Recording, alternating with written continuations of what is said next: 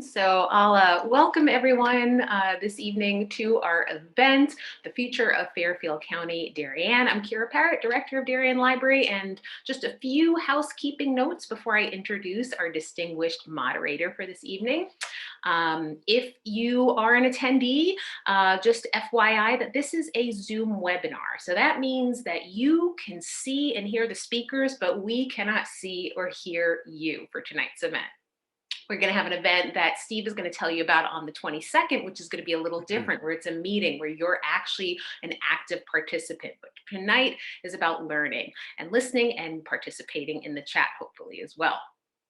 I want to thank tonight's organizer and sponsors for the event, the Fairfield County Community Foundation and the League of Women Voters of Darien, and also introduce our moderator, Stephen Saloom, who is the Director of Advocacy and Capacity Building at Fairfield County Community Foundation, which seeks to enable everyone in Fairfield County to thrive. Before joining the Community Foundation, Stephen served as a senior manager for advocacy and partnerships for Pew Charitable Trust, which flows from a distinguished career dedicated to nonprofit advocacy and leadership.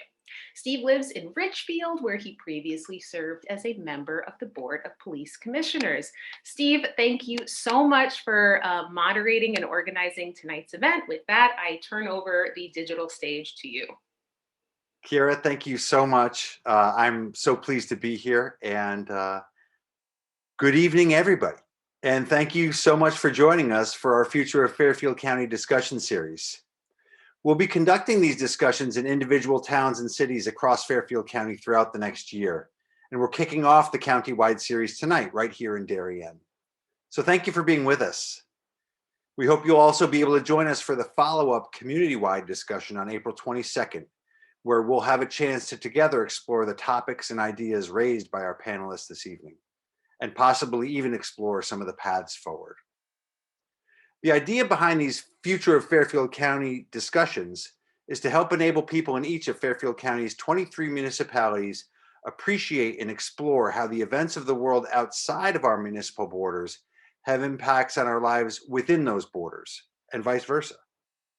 This seems especially important in light of how our individual and social worlds were impacted in the past year.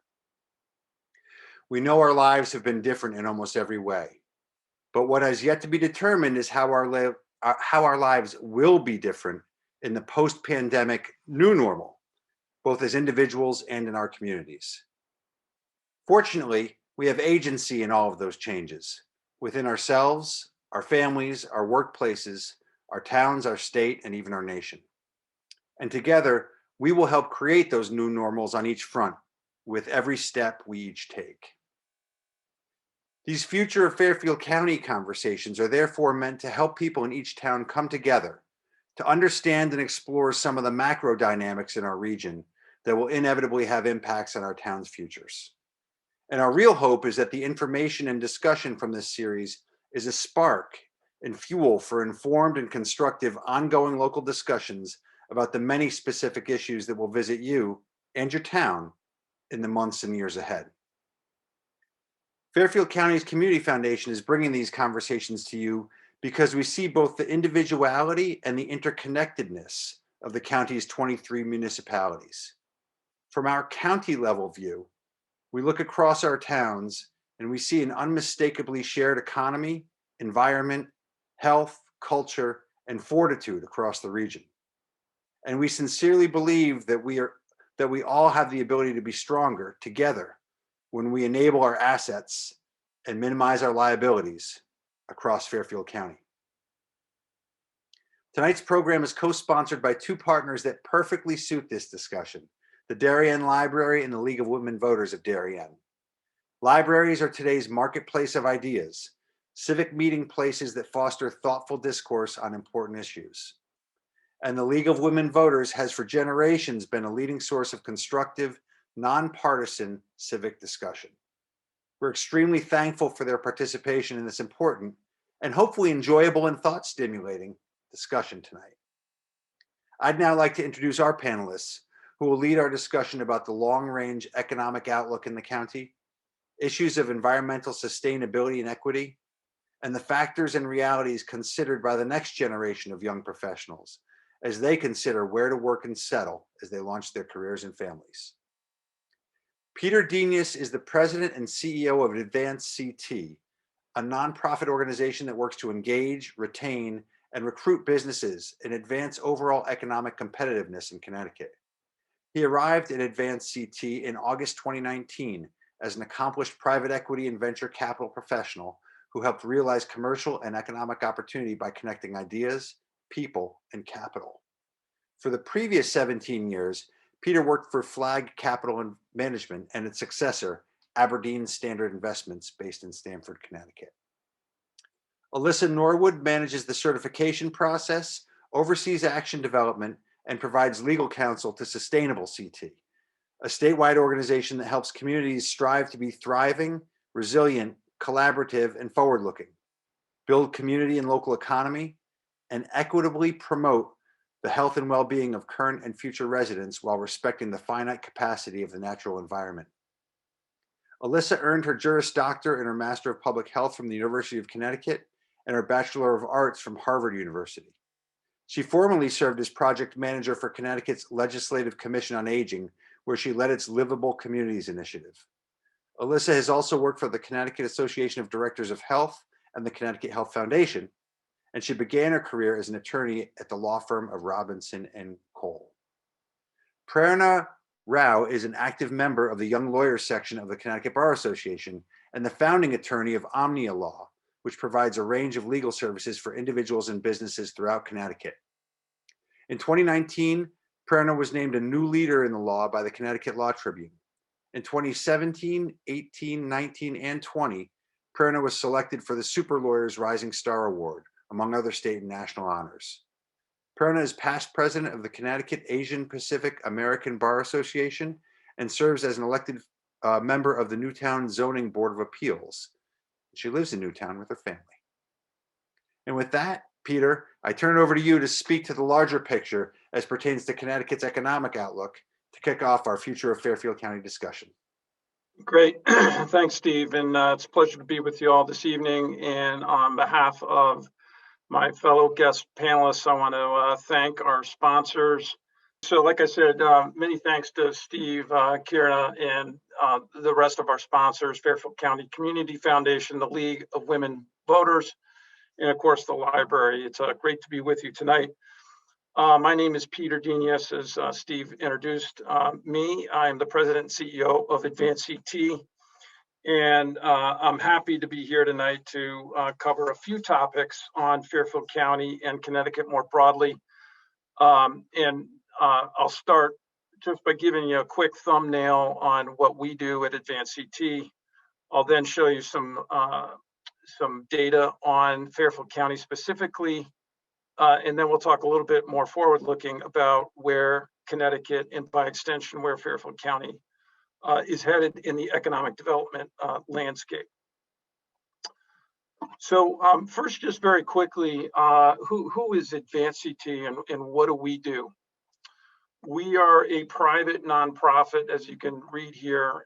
We are focused on job creation, new capital investment in Connecticut through economic development, most particularly business attraction, retention, and expansion. We work very closely with the governor and his economic development team, specifically the Department of Economic and Community Development, or DECD as it's known. And I am in very frequent contact, like multiple times a day, with David Lehman, who's the governor's chief economic advisor, Glenn Thames, and the rest of the team at DECD. You can think of us essentially as a public-private partnership that works as almost like an extension of the state. And we're very focused, as you can see here, on business attraction and retention. And we'll talk a little bit more about that in just a minute. Just very quickly, why am I here? Why am I in this role, which I've been in, by the way, for about 15 months? And the reason is coming from the private sector in the investment world, I was approached about the job And to be totally honest with you, at first I said, no thanks. This is not my cup of tea. I don't know much about it. And I came to make a long story short, I came to be convinced that we have an opportunity in Connecticut. And that the state had really not done a particularly good job since the financial crisis at recovering. As I think most of you know, our job growth has been anemic since the global financial crisis. And Connecticut's a small state, 3.5 million people, 1.6 million in jobs.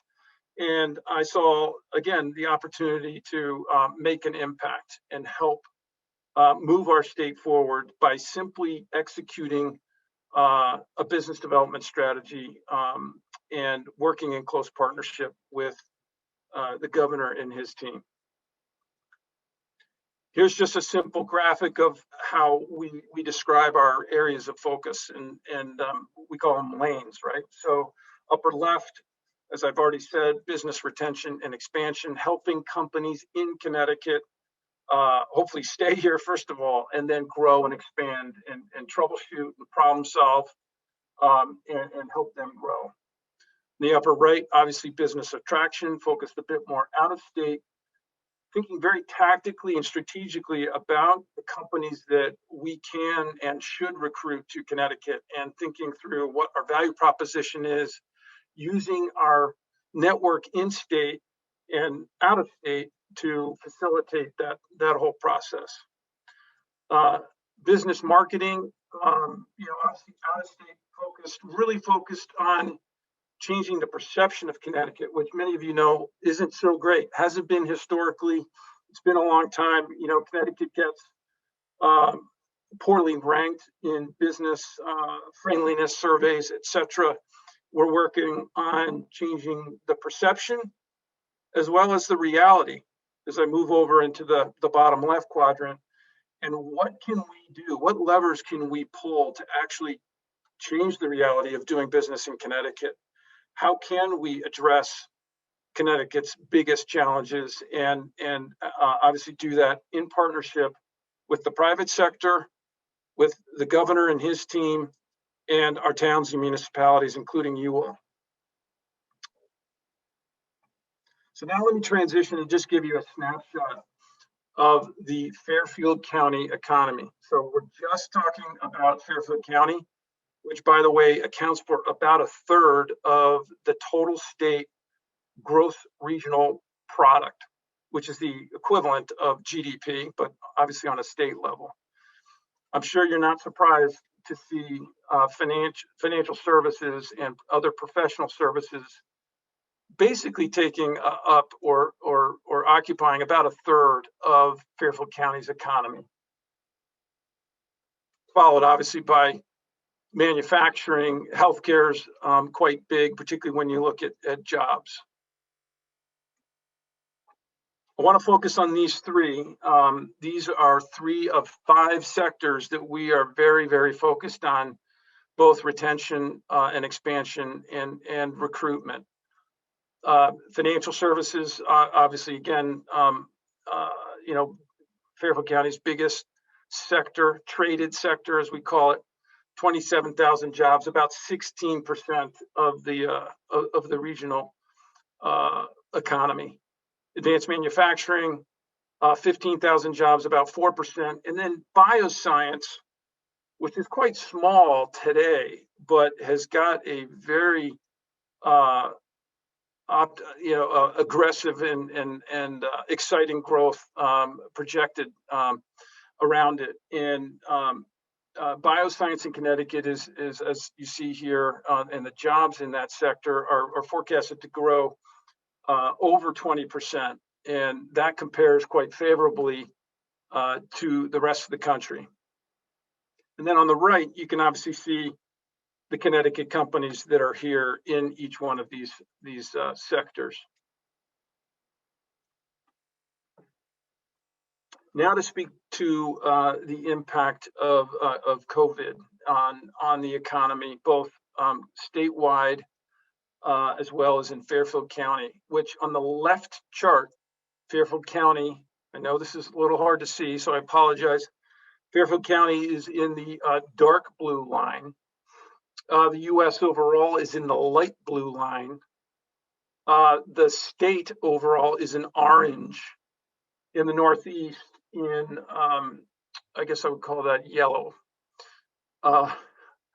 So as you can see, Fairfield County did not see the unemployment level or reach the unemployment level that the rest of the state did, which topped out around 12 or so percent unemployment at the peak of the crisis, which on a relative basis compared pretty favorably to the rest of the Northeast and certainly the US.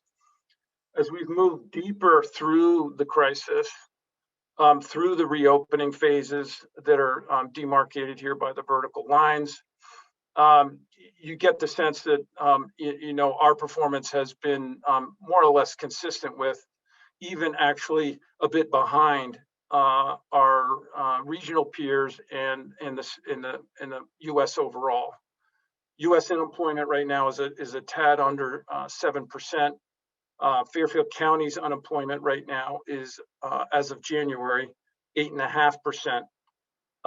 And everybody around the state, obviously all of us, are very focused on how we're going to lower that number and how we're going to reignite the state and focus on the sectors that have been most decimated, which is portrayed on the right side here in this table.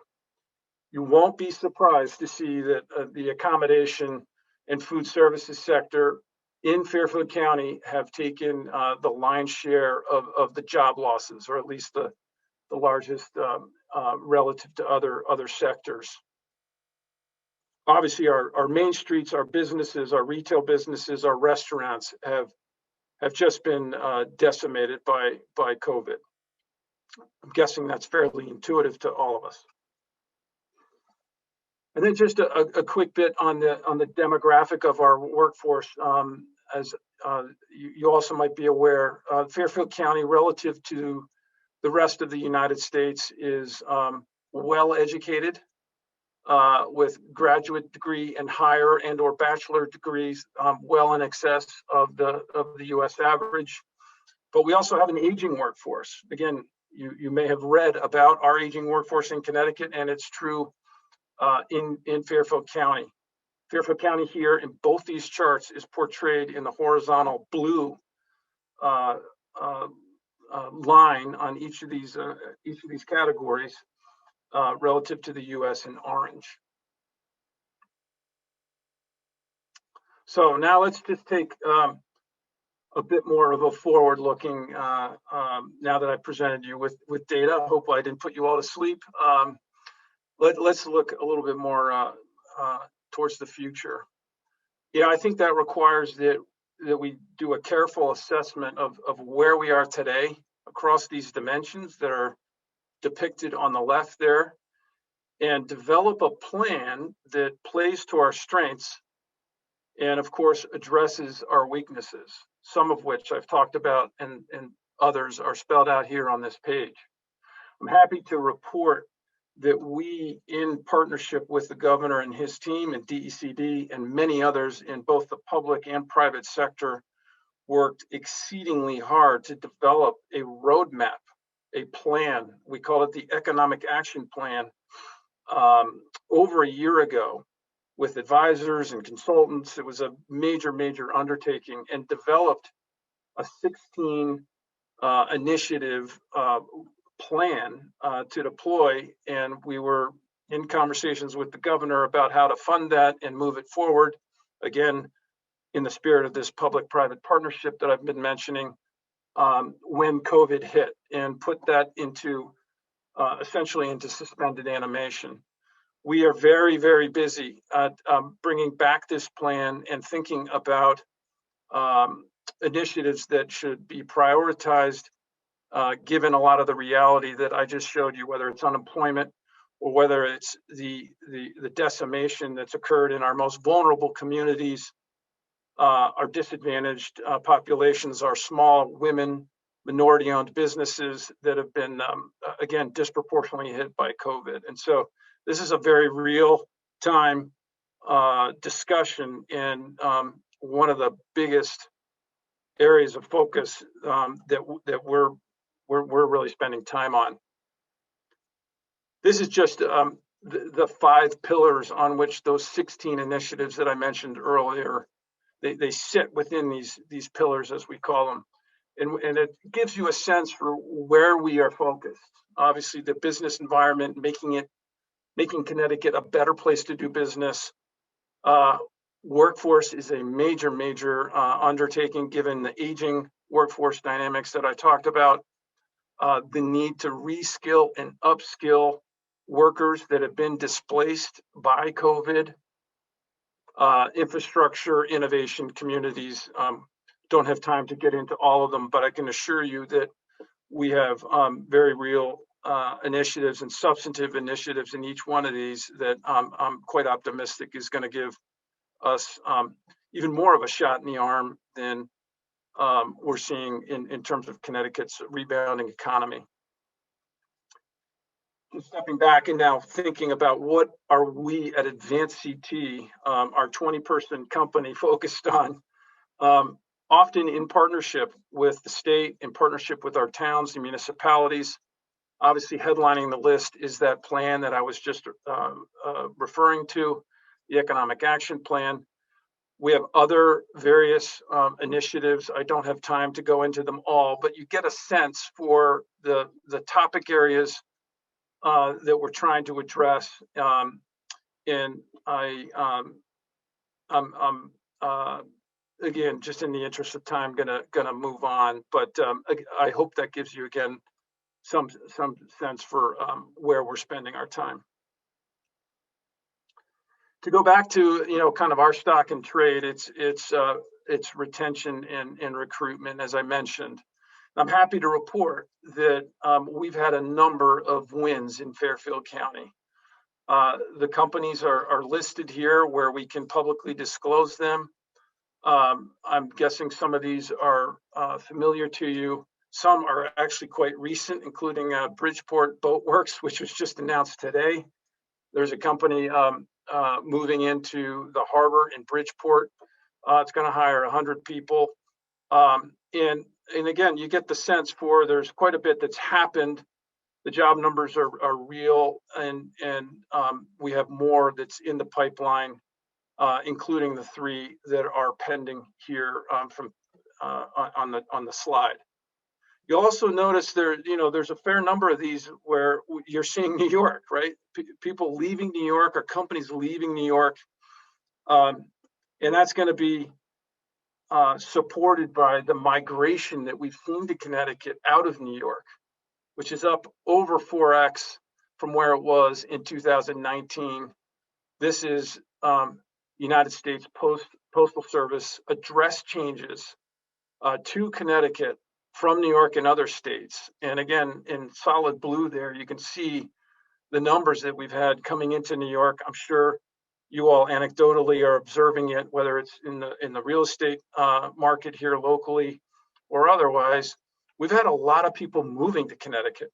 And trust me when I tell you, it's been a long time since Connecticut's been able to say that.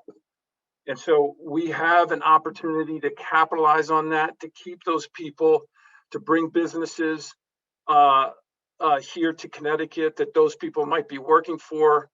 There's a whole new paradigm, obviously, with work from home. Connecticut has many strengths for us to be out talking about, some of them shown here on this slide, whether it's our schools, the high quality workforce that we have here, and certainly our healthcare system. These are the factors that really matter, not only to employees and part of the reason that people are here, but also to employers that are very focused on these issues. I think only more so now as we get into the very late stages and hopefully near the end of this pandemic. And then last point, I think that's my last slide. Yes, well, I'm going to have a how can you help slide. So we're going to talk about that in a second. But I'd say the last thing that I want to highlight is, and part of the reason why Connecticut is seeing migration is, to be honest with you, it's the performance that we've had on vaccinations. Connecticut, if you're not aware, is literally one of the top 3 or top 5, depending on which source you use, states for getting shots in arms. This has been a major, major win for Connecticut. We're getting a lot of press for it.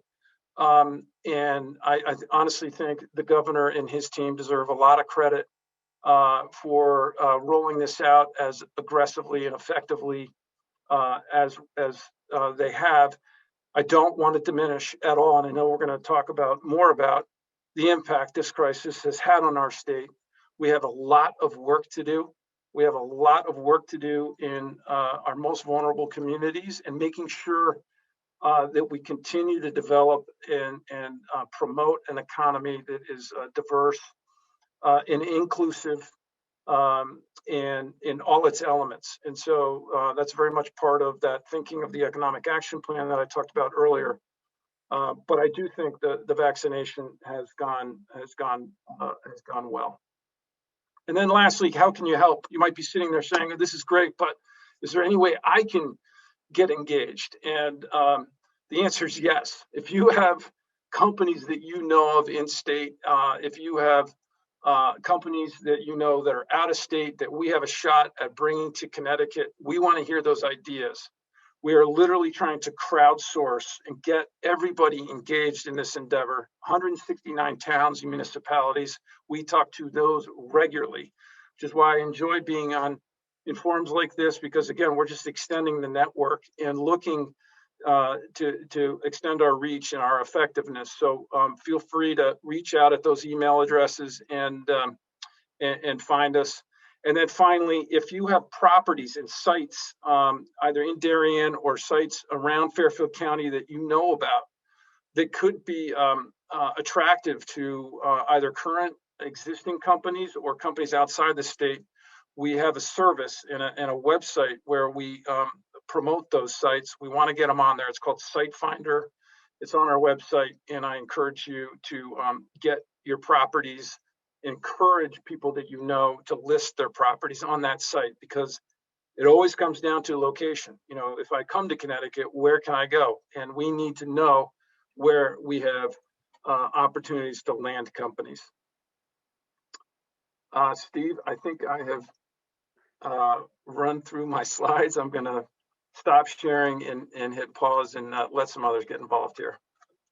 Peter, thank you so much. It's really great job with the slides, by the way. That's a lot of information to convey. And it is, you know, from my perspective, very interesting. We have challenges in Connecticut. And I think if you don't mind, after this, I'm going to ask you for the slides so we can have them for the discussion, because there was some more granular information there that I think we'd like to go through too. So thank you very much for being with us tonight. You bet. Next, we'll hear from Alyssa Norwood, who I mentioned before is from Sustainable CT. And Alyssa, why don't I just turn it over to you and let you tell us what you'll be talking about tonight? That's great. Thanks so much for the opportunity to be here. I'm just going to go ahead and share my screen as well. And thank you all for being here on a beautiful evening. I'm appreciative. So hang on while I play from the beginning. Okay, hopefully you all can see that. So Peter set us up beautifully and spoke about the economic circumstances, both in Fairfield County and contextualizing them more broadly. So I'm here to talk to you about sustainability in the context of Sustainable CT. I see many friends on the participant list. I'm only sorry that we're not in a setting where we could be more interactive, but thanks to all of you who are already involved in Sustainable CT, have worked assiduously to make Darien a certified community. Darien achieved bronze certification recently. And I'm going to talk to you not just about Sustainable CT specifically, but to contextualize our program in this broader topic of sustainability, which we define broadly and is very much inclusive of the economy, in addition to equity and environmental sustainability, and what that all means for the future of Darien in the context of Fairfield County. One more thing I'll say about Sustainable CT is that I work at Eastern Connecticut State University out in Willimantic, which manages and oversees the program. So many of you are already familiar, but for those of you who are not, Sustainable CT is a voluntary certification program for municipalities with the goal of accelerating local sustainability action. Again, broadly defined, you could see our vision here. It's one of inclusivity, innovation, and this balancing of needs of not just of the natural environment, but also the health, well-being, and local economy of Connecticut communities. So, I talked a little bit about who we are. I talked about how we are situated out at Eastern Connecticut State University. A lot of folks are curious about how Sustainable CT is funded. So I just wanted to name and thank Sustainable CT's 3 founding and continued funders, which are the Smart Seed Foundation, the Common Sense Fund, and the Emily Hall Tremaine Foundation. We are not a state-funded entity. We're completely philanthropically funded, and also recognize and appreciate the generosity of a growing number of community foundations who have funded our work, including the Fairfield County Community Foundation. And the very idea of Sustainable CT was incubated in the Connecticut Conference of Municipalities Task Force on Sustainability. So it's mayors and first select people, some of whom might even be on this call, who helped articulate the vision of Sustainable CT as this idea of local actions having statewide impact. So we are humbled and grateful by the breadth of participation in our program. Darien is one of 119 communities statewide that is now participating in Sustainable CT, which launched in late 2017. So we recently had our 3rd birthday a few months ago, recognized our first cohort of certified communities in 2018. Certification lasts for 3 years. So this is the first year that communities are coming back to our doorstep to be recertified, which is an exciting prospect for us. You could see on the graphic, blue denotes towns that are participating. The bronze, silvered colored pins denote our certified communities, and the colors correspond to the level of certification. So we currently offer 2 ways to get certified. You can achieve a bronze level certification, or silver is currently our highest level. And you can see we have 61 communities who are currently certified, with that number growing. So I'm going to leave this topic to Prerna because she's going to talk about it next. But before I delved into my material a little bit more specifically, I just wanted to share a resource with all of you. So for folks who are familiar with Sustainable CT, you all know that we have a very talented cohort of folks called our Sustainable CT Fellows. They're Connecticut undergraduate and graduate students that work full-time for Sustainable CT every summer. They're housed in the state's 9 councils of government, with the goal of helping communities prepare their applications for certification. And the group that we had last year was incredibly motivated, and together they put together this webinar called A Young Vision for Future Connecticut Communities. So Prerna is going to have not enough time, as these are huge topics for all of us to cover, and we'll probably just whet your appetite. But if you want more, Stephen, you graciously mentioned that you're going to be collecting slides afterwards. So this link, which you can also find on the Sustainable CT website. If you go to the webinars tab, there are past webinars. If you want 1 hour of a really thoughtful outline heard directly from Connecticut's 20-somethings of what they'd like for the future of Connecticut, I encourage you to take a look and a listen after you hear what Prerna has to say. So in terms of what I'm going to talk about, I mentioned that Sustainable CT has a really broad definition of sustainability. The vision for what would be in the program and in the roadmap is really the collective process of 200 plus folks from across Connecticut, representing every town, every discipline imaginable, trying to think and put together this cohesive vision for what does it mean to be a sustainable, thriving community? What are the things that we care about, and what do we need to address for the future of Connecticut?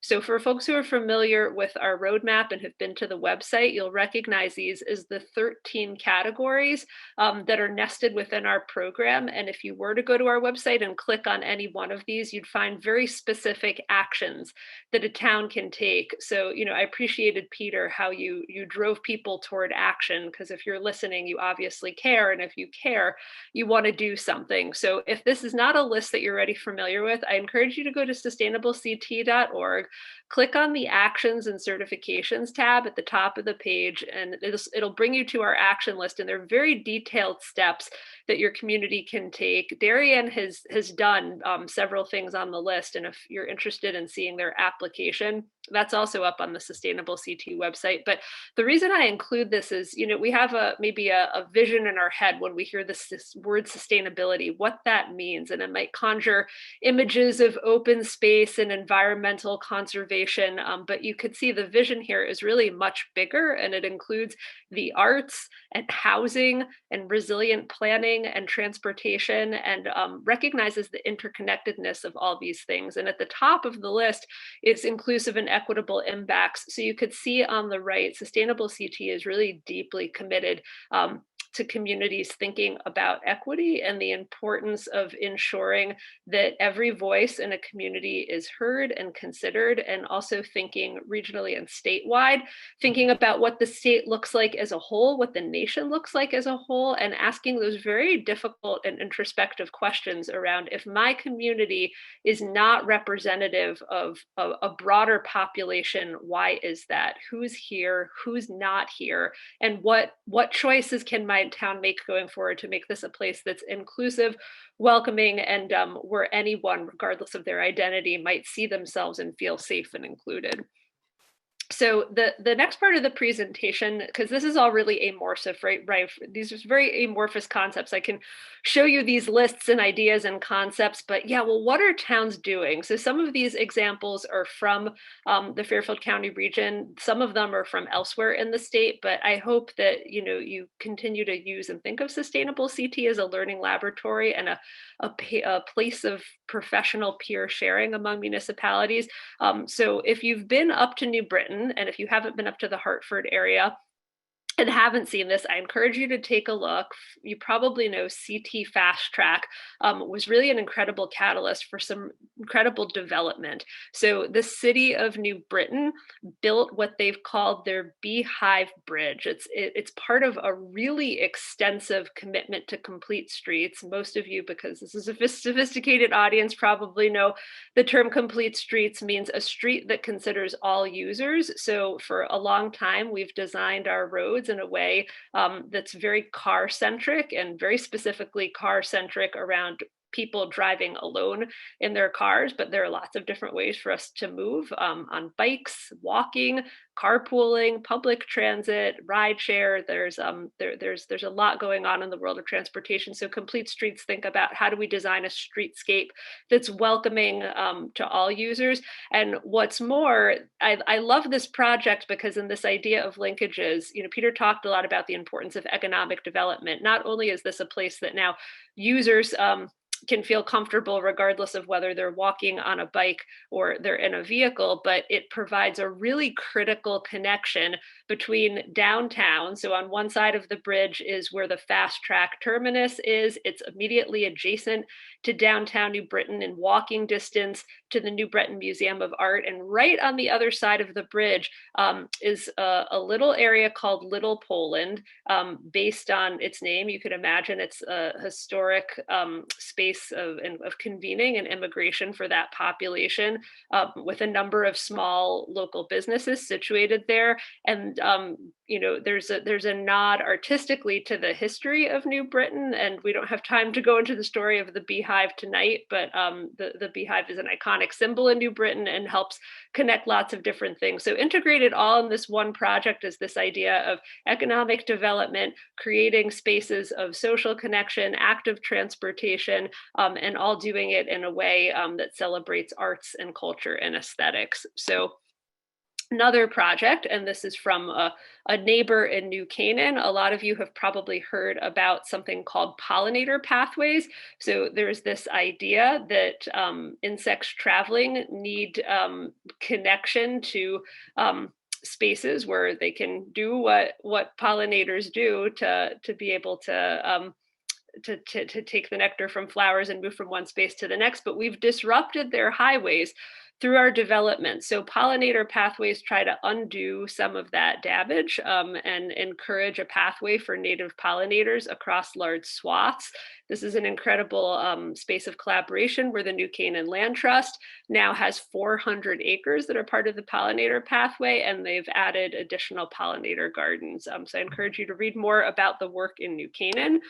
And then finally, the third project, and again, these are not tied together in a cohesive way, but just to give you the breadth of possibility of things that you can do, really winnable steps for a community to be able to become more sustainable. And this idea, it's called a walkability audit. Many of you have probably heard of the concept, but the idea is it's one thing to write reports, analyze, talk about unsafe streetscapes. It's another thing to bring a diverse group of people together, people of all different mobility abilities. So folks that might use an assistive device when walking, somebody who might be in a wheelchair or use a walker, a parent who might be pushing a stroller, and to have the lived experience of deciding where is a route in my town that really matters. Maybe there's a neighborhood and a school, and there's a common pathway where everybody would be able to walk to school. Or maybe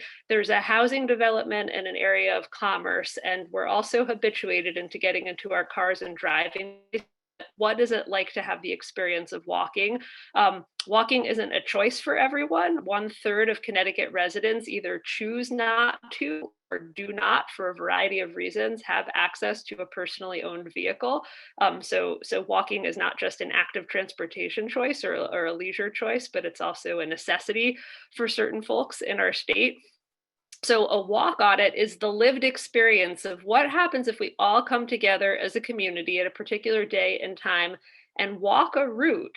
What does it feel like? How fast are the cars moving? Do I feel safe? Is the sidewalk uneven? Are the signals timed such that I can get across the street in time? And we are experiential beings, and there's nothing quite like having the lived experience of being in community, and with very careful attention and observation, seeing what it's like. And tremendous observations can come from the exercise, and often at a very low cost, transformation can happen. There are incredible things that you can do to a streetscape with a little bit of paint and planters and creative thinking. It needn't be a very expensive project, or if it is, to have awareness of that so that the next time a road is being repaved anyway and there's the potential for some reconstruction, that there's a plan in place. So encourage you to use this tool. We have more information on the Sustainable CT website, but it's a great way to bring folks together in community. So I hope that sparked some of your creative thinking. And I just wanted to ask you all, what does sustainability look like for you? Lots more ideas from a Mansfield Elementary School project that's seeking to build a zero energy elementary school, such that it's a net zero building when it goes through its new construction.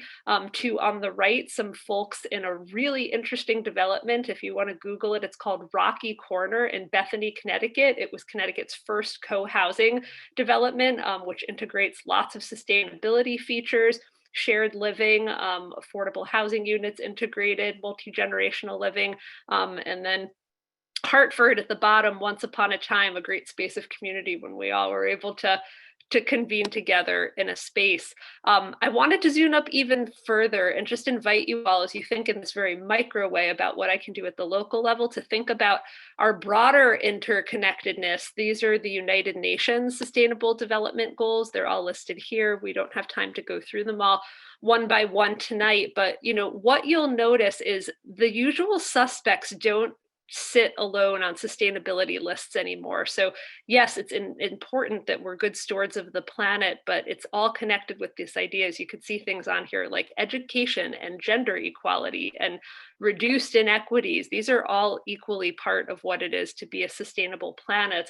So as we think about how we challenge the status quo, I invite you all to think big, not just in the sense of concepts, but also in how do we go beyond municipal boundaries, because these are problems too big for any one community to solve, and how do we work together and collaboratively.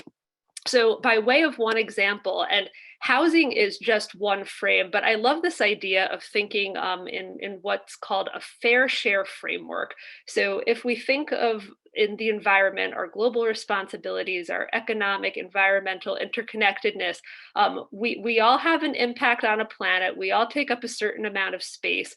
What is our fair share? And I think we're all aware on the international scale, the extent to which the United States far, far exceeds its fair share of what's appropriate for the use of planetary resources. But that's big and that's solvable ultimately, but not necessarily in the context of a municipal discussion. But what is solvable? So this is a map that Open Communities Alliance put together. For those of you that aren't familiar, Open Communities Alliance is a statewide social justice organization that's focused on housing. On the right side is a map where it's allocated this idea of what does a fair share look like if you were to calculate Connecticut's statewide affordable housing need based on a variety of different criteria.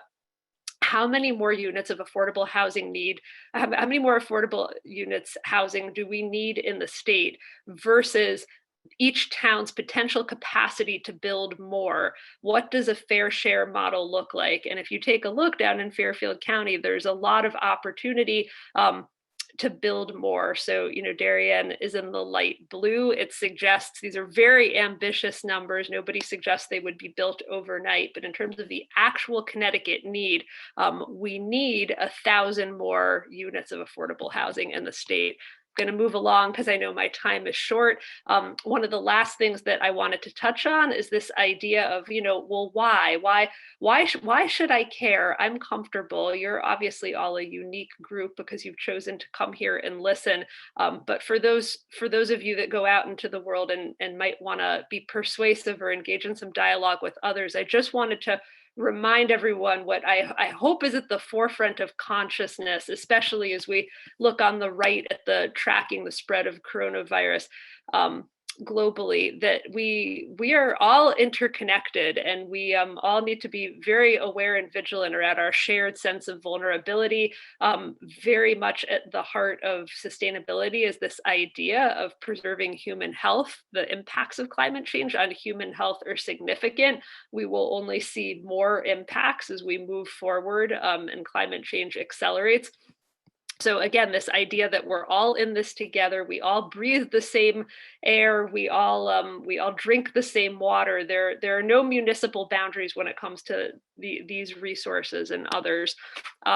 Also, in thinking about any conversation around sustainability, I want to remind everyone to confront our human-centeredness. This is a website that you could look at more deeply. We don't have time today, but this idea of for so long, we've been in the space of human-centered design. There's a movement toward another term, environment-centered design, where we think about ourselves. I love the phrase when people talk about humans and animals instead to talk about humans and non-human animals, and reminding us that we're animals too in the scheme of everything.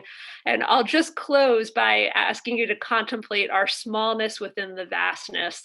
For those of you who've never seen it, Carl Sagan, there's this wonderful narration to this video called The Pale Blue Dot. It's really phenomenal. It's very simple. It's a camera that shows the Earth, and then it zooms out and out and out. It was attached to a vessel that was moving far from the Earth until you see the Earth as nothing but a pale blue dot. So it's a wonderful moment, if you've not seen this 3-minute video, to contemplate our smallness within the vastness of it all, and whatever moves you and inspires you, whether it's astronomy or art. The left paintings, they're paintings as part of a series by an artist who I love. Her name is Yael Harris Resnick. But again, whatever motivates you, inspires you to think about sustainability and moves you toward action locally, to be reminded this is the one planet that we know is here. We might have neighbors, we might have friends. There's some very interesting conversation about whether or not we're alone in the universe. Statistically, the data suggests that we're not, but in terms of our known knowledge, this is the one Earth that we have. So this incredible charge we have in the urgency of time to preserve it. So with that lofty charge, I'll invite you all, if you're not already participating in Sustainable CT, to work with Darien's local sustainability team to keep up the great work of doing local actions for statewide impact. Our logo embodies that. We hope that things will continue to ripple from your town to other towns across the state and hopefully far beyond that. So thanks for the opportunity to present. And with that, I'll turn it back to you, Steve, or maybe over to prayer. And I'm not sure who's next. Alyssa, So thank you That all. was phenomenal. You took us from really the deep community to intergalactic space from different perspectives, but also in a very short time touched on so many important parts of what's essential to healthy communities. And thank you. A phenomenal job. Really appreciate it. And now with maybe the hardest ask of the evening, I invited Prerna as a young lawyer, a successful young lawyer, member of the Bar Association, to come and talk to us a little bit about, from a much more personal level, although not too personal, but just the personal experience of someone as a young professional thinking about working. Where you have options. You could move to Seattle. You could live in rural Texas. You could move to Connecticut. You could work in New York City. You could live anywhere in the tri-state region, or you could work and live in Connecticut and work in Connecticut. What are the choices that a young professional faces these days? What is it like for you and your colleagues as you're contemplating these questions, thinking about Connecticut? How does it stack up to others? Both Peter and Alyssa touched on some of the qualities that Connecticut has to offer, and also some of the challenges that it has. So, Perna, let me turn it over to you, but I want to also thank you in advance for taking the time to share your perspective with everybody, because it's really important. Thank you for having me. I absolutely love everything that Peter and Alyssa have said, and it's hard to follow up. I think, Alyssa, you left us with such a vast perspective, trying to, I guess, be very localized with this and what you've asked me to speak about, Stephen. So again, thank you for having me with this discussion. I think this is a fantastic discussion. I wish and I hope that these discussions continue. I think they're really important. And I will preface this by saying that everything I have to say is probably intuitive and touched upon a lot by what Alyssa and Peter have mentioned in general about business growth and about sustainable options and being able to grow in a way that makes sense, or build out in a way that makes sense, and having a plan in place. So just a little bit of context. I've been an attorney for about 9 years. I love what I do. I do a lot of litigation and business transactions. I've grown up in Fairfield County. I've grown up in Bridgeport and Trumbull. I've lived in Norwalk, and now I live in Newtown. And I have my own practice called Omnia Law in Trumbull, and I used to work in Stamford for 5 years. And I did that whole commute, first from Norwalk to Stamford, and then from Newtown to Stamford. And the commute, that's one definite big factor that I know a lot of folks are considering, and I'll get to that in a couple minutes.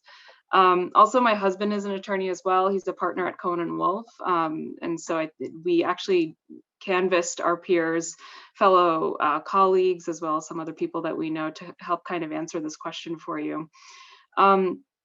Just to answer on a personal level, when it came time to buy a home, we looked, at the time I was working in Stamford, my husband was working in Danbury, and we looked in a lot of places in Lower Fairfield County. Ideally, because of the traffic and rush hour issues, we wanted to buy a home closer to Stamford than otherwise, but ultimately we decided to live in Newtown. And we've been here for about 6 years. We love it. We're pretty involved. I serve on my local zoning board of appeals, and we try to take part in various events and programming around town whenever we can. Some of the things that make Newtown in particular attractive to us over some of the other places that we did look at around Lower Fairfield County is accessibility to other places in the state. One of the things I really lamented when I was working in Stamford is my complete inability to partake in bar association events or just general events or programming happening anywhere outside of Fairfield County. It was almost impossible. You lived in a bubble and you couldn't get out of that bubble. And so just being able to live somewhere outside of Lower Fairfield County afforded us the ability to stay in touch with friends and colleagues and family in other places in Connecticut. Some of the other things that we love in Newtown is just its sense of community and pride. Newtown has always had a reputation for being really, again, I grew up here in Connecticut, so Newtown has always had that reputation of being very community oriented. And since we've been here, we love, certain things that really stand out, I would say, to the livability in this town is Fairfield Hills campus and its use as public trails, soccer fields, community center, and even having like movie nights in the summers for kids and their families on the soccer pitch. And Sandy Hook, just being able to have a place that's downtown, it's walkable, again, access to nature, but also access to restaurants and shops, and things like that. I'm just scrolling down some of my notes here. I do want to say a quick reminder that millennials, which I'm in the millennial generation, but we are in our 30s. We own property. We're professionals, homeowners, parents. So I think that the perspective of trying to figure out, okay, what millennials are looking for and things that they value, I think is really important. And let's see. So one thing that, a quote that kept coming to mind, there's a silly movie called Step Brothers. It's a Will Ferrell movie. And one of the quotes from that movie is when the two main characters were looking around and why they found a place desirable, one of the quotes was, "There's so much room for activities." And I think that really gets to the heart of, in a silly way, but it gets to the heart of really what we're looking for. It's not really about living in stuffy neighborhoods, so to speak, or being in isolation in the middle of the woods, because I think that era of having a place that's easily commutable to New York City and then going and living, amongst the trees in isolation is gone. I don't know very many people that have those types of jobs. Those types of jobs aren't really even, that lifestyle isn't even really in demand anymore. But really to have quality life experiences. Some of the things that kept on getting mentioned in the people that, and we asked about 20 to 30 people, various walks of life, a lot of white collar professionals, people in our age from late 20s, 30s, and early 40s, some of the things that they valued. So walkability to two things, just having things to be able to be around and visible public spaces. Outdoor community events, so more things that are happening maybe on town greens or public libraries, more public amenities, especially things like, and the word library got mentioned a lot, so I think that's very fitting for this forum as well. Many people said, I just wish there was more things that we could do, more places that we can maybe learn new skills or go meet more people, have more programming and events. And I'm not saying we have to have a downtown restaurant street or a street of shops or strip of shops and things like that in every downtown, but maybe just have more events and programming happening for not just little kids, but also adolescents, adults, families, things like that at libraries. More public beach access. Connecticut has a wonderful coastline, and so much of that is completely inaccessible to a lot of the people who live there and travel there or work there. So definitely more public beach access, more public access to trails and things like that. Even post-pandemic, I think there's going to be a lot of people who are going to be working from home. So that need, again, to be within a certain mileage from New York City is not as great.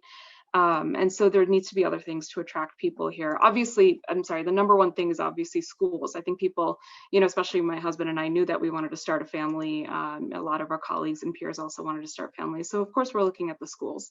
But there's a lot of great schools, especially around Connecticut. And it's one of the things I love about Connecticut, that we have that value of education within our town. But there's not as much of a need to have to spend or shell out a lot of money for the kind of properties that we think about. One example, an extreme example might be Easton, that has one blinking yellow light. I just, that kind of lifestyle is just not, I have zero peers that live, I have family that live in Easton, and I honestly don't know anybody that has had the option of living and working near there to actually want to, in my age group, to want to actually move to a place like Easton over maybe somewhere else that has more access to activities. I will say this, I realize that time is running short. I will say this, I'm generally involved in a lot of organizations and bar associations, and I've had multiple conversations with managing partners, law partners, when, you know, in talking about growth or firm culture, hiring and firing, especially in the context of bar associations. Sometimes we run these panels and trying to figure out, okay, well, what are law firms and partners looking for when they're trying to attract associates? And I do a lot of practice mock interviews and things like that for associates at our area law schools. And one managing partner of a pretty sizable, a mid-sized law firm in Connecticut, told me that they basically can't pay, it's a Stamford located firm, they basically can't pay associates enough to live near Stamford. No one wants to make that commute, and that reputation just wasn't there. This was said to me, granted, it was right, I think it was like 2018, 2019, but at the same time, it was, and now that firm, along with many other firms, have been opening up other locations or moving headquarters to other places.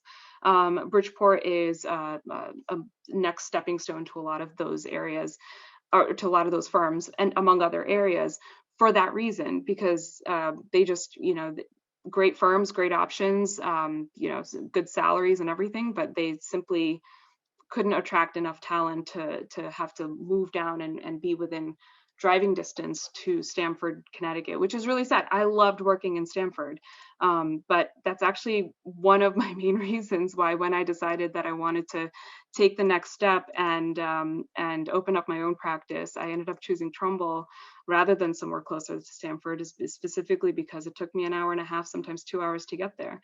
And the cons just outweighed the pros at that time. Some of the other things, I'll be super quick, that were mentioned to me is having more sidewalks, walkable areas, green and clean transportation. So if there was more public transportation, but that was clean and safe and sustainable, just having environmentally friendly options is something that is of really high concern to many of the folks that we spoke to. Again, more public events. The summer concert series in Stamford is amazing, Alive at 5, and if there was more sort of programming like that with towns, that would be generally more attractive. Let's see. Bike lanes, street markets, farmers markets. Newtown has a couple of breweries. They've been wildly popular, and a new vineyard that opened up as well. Some more things like that. And less of business park ambiances. I had several people who worked at massive business parks in several places in Connecticut, and just, they don't like it. It's not walkable. There's, you know, it's just a building with cars and concrete, and it's not fun. There's nowhere to take a break. It's hard to meet people. You don't even know half the people that you're working with. And so I think it kind of gets down to just having more of a sense of community, having a more interactive lifestyle. You know, listen, I work easily anywhere between 50, 60, 70, sometimes 80 hours a week, depending if I'm on trial, other things like that. And I don't mind doing it. Again, I enjoy what I do. And I know a lot of my peers don't mind, you know, as anybody here joining this discussion also. But it's about what's available to do in your off hours and being able to really enjoy that time. I think that we are less materialistic. I don't know if that's the right word for it, but the focus is less on having big, flashy, fancy properties with lots of acreage that require time and maintenance, but rather more life experiences and access to those life experiences. And I think that those are worth paying for. Absolutely. And so, you know, for the people who are able to have those choices, especially young professionals, to be able to have those choices and then still make those choices to be able to live somewhere where they can really truly enjoy it, with their partners, with their families, with their children. I think that's really important. So again, thank you for this time. I hope that helped. Oh, So that helped a lot. No, thank you fantastic very discussion. much, and thank you also for taking the time to kind of just poll some of your other colleagues as well. Yeah, We're all different. We all bring a lot. You know, we all have our own specific things, but this gives us a great range of perspectives on this. And thanks for sharing all that tonight. Um, Karen, we had Karen is moderating this tonight or doing the tech side of this. We had a poll, and if you don't mind, Karen, perhaps bringing up the poll for people, because what I'd like to, as I close tonight, I'm mindful of the time too, and we're getting to 8 o'clock. We have a follow-up session on April 22nd, which if you go into the chat, you can register for that. We'll also send you a link after this to join in the conversation where we'll go the next level deeper on a lot of the things we covered tonight, and even into different topics among folks in Darien, to just see where we go from here. But if you wouldn't mind, before you go tonight, please take a moment to check off whatever areas are of interest to you in the subsequent conversation, and I'll be happy to tee those up for the follow-up. Also, before we go tonight, I want to also let you know, feel free to email me. I'll be leading the follow-up conversation, and if you have questions, specific ideas, concerns, anything you'd like, please email me and let me know what you'd like to bring up in the next conversation, and I will be sure to try to include it. My email is SSALOOM, as in Mary, at FCC, Fairfield County's Community Foundation.org. So it's Saloom at FCCFoundation.org. Feel free to email me. We are a little bit over 8, and I want to take just a moment in closing to thank all of you so much for taking the time to share your perspectives with the folks in this conversation tonight. We had a lot of fantastic information, and I see. Oh, thank you. But emails going in the chat, and a lot of fantastic information and a lot to think about. There is, in our daily lives, especially during COVID, it's kind of hard to have seen all that we touched on tonight. But really, we're at this pivotal moment right now in all of our towns, in the state, and the country as a whole, where there's a bit of a reset going on. And we are the land of steady habits. As Peter discussed a little bit, economically, it's not serving us terribly well, although we're working on it and we're retooling to take advantage both of this current opportunity and just the skills that we have going forward, and the attributes that we have. We have long-term sustainability factors and concerns to bear in mind. And it's an opportunity for all of us to kind of think anew about, okay, where do we go from here? How do we want to absorb everything that's happened in the past year and our learnings, and take that forward and build a stronger town and county and state for the future? Because we all live in 23 different towns and municipalities across Fairfield County, it does operate as one region. And we will rise or fall together as a region, and we all have something to contribute to that. And so thank you again to all the panelists, to the league, and to the library for enabling this conversation tonight. It hasn't been super structured per se, but we've brought a lot of information forward, and we've got a lot to think about and talk about when we follow up on April 22nd. So one final thank you would go to all of you who participated tonight, who came and listened in to think about the future of Fairfield County and what our role might be in that. So with that, thank you again to everybody who participated tonight. And I look forward to seeing as many of you as possible on April 22nd to see what we want to talk about from there. Thanks again, everybody.